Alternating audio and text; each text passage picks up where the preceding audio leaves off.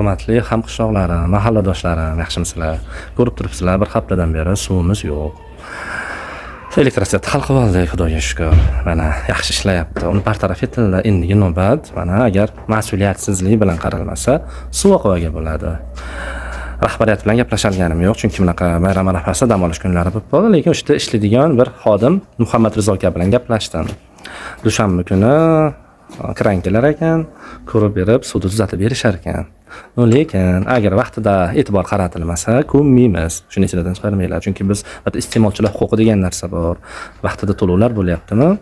Sud yetkazib berish kerak. Prezidentimiz jon kuydirib, u davlatdan bu davlatga, shu xalqimiz uchun, shu fuqarolar uchun jon kuydirib turgan paytda davlat xodimlari ham jon kuydirish kerak. Hammamiz jon kuydirishimiz kerak.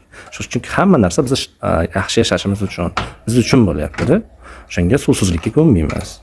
Agar iloyim mas'uliyat bilan chiroyli qarab suvimizni hal qilib berishsin. Agar hal qilib berishmasa, shu elektrosvetni kuni ularning boshiga tushadi, iloji yo'q. Hamma biladi.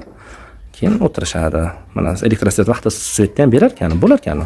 Xuddi shunday suvda vaqtida beradigan bo'lishadi. Avvalo men ogohlantirdim, lekin bir xodimga chiqdim, rahbariyatga chiqing, odam o'rnida ko'rilsin. Battigilar ham odam, hammamiz bitta odammiz. Shunaqa gaplar.